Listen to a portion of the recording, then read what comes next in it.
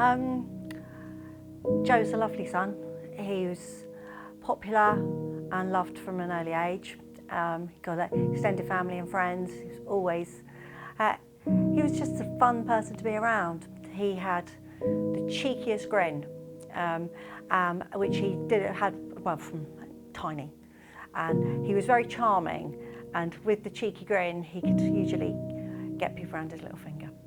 He was always happy. As he grew up, he enjoyed cooking, which was then he did GCSE food tech, and then he was training to be a chef. He found his niche. And when he put on his chef whites, he was happiest. I remember we bought him chef whites for his 70th birthday with his name on, and it was like we'd given him the best thing in the world. He was so thrilled that he had his whites with his name on, because he was following his dreams, and he was absolutely smashing it. He was doing well at college, he was doing well at work, but most of all, he was a happy young man, looking to the future, ambition, and yeah, he was in a good way. It was just a really normal day. We was all really excited going to Bournemouth that day with all of us. But I think the moment I realised something was wrong was when they started evacuating the beach. You did see some people getting dragged out, and then that's when alarm bells started ringing in my head, thinking, where's Joe? Like, Joe's not with us right now and everything else is going on. It was a really normal day. And I was at home in the afternoon. I was on my own. It was a beautiful sunny day, and I got a phone call on Joe's phone, and so I answered, "Hey, how you doing? You having a lovely day?" But it wasn't Joe speaking. It was one of their friend group, one of the girls, and said, "There's been an incident in the sea," and she sounded very panicky. So what's happened? And she said, the sea went mad. The lifeguards are here. They got Joe out, but our other friend's still missing. And I'm thinking, oh my God. I wasn't feeling calm at all, unfortunately, because I did see Joe come out of the water. And as soon as I saw that happen, I tried to get Joe's phone and ring his mum. And to be honest, I couldn't get the words out of me, because first of all, I didn't know what was happening at the time. And then I didn't know how to tell Joe's mum what was happening myself, because you could both hear the panic in our voices. I had another call from Joe G, Joe's best friend, and he was saying, the lifeguards are working on Joe. And I remember saying very clearly, "Is he okay?"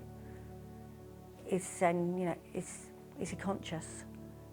And Joe G said, "I don't know, they haven't told me, but they say you need to come to Bournemouth as soon as you can." All of us, I think, even though we did know something was wrong with Joe, we didn't ever think it would be the outcome that has happened. We just thought he would maybe go to hospital for a day and then come back out. I just think none of us really wanted to believe what did actually happen. I would never have imagined Joe wasn't going to make it. I knew he was out of the water. I knew something was wrong, but I never imagined how it was going to unfold as the afternoon went on. He was so fit, he ate well, he was strong, and he was so active that you wouldn't even think anything like this could happen to someone.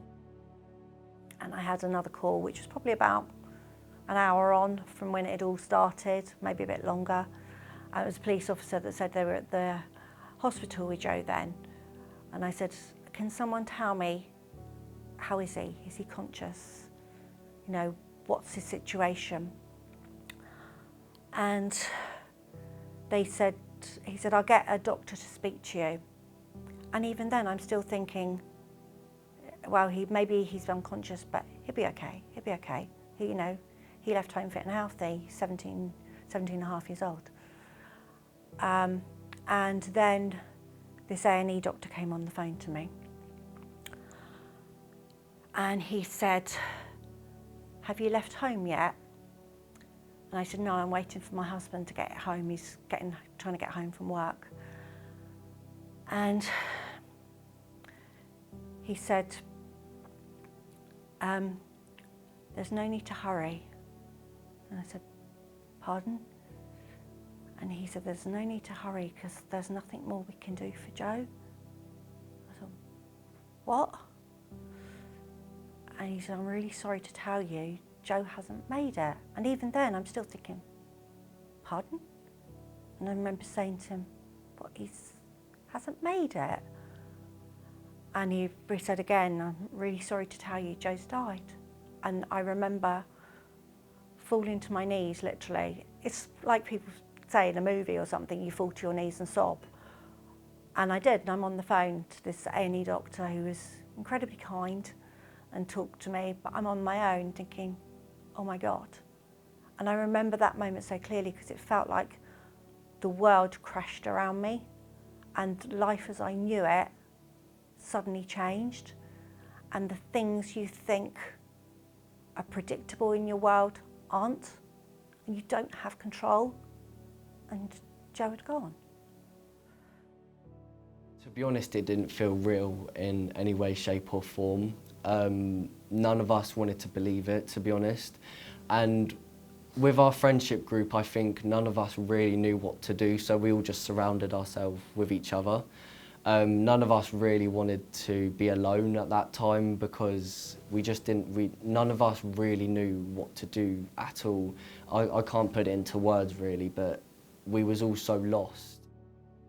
We weren't at the beach with him like he would have been when he was younger, but I urge all parents to think about keeping their children safe.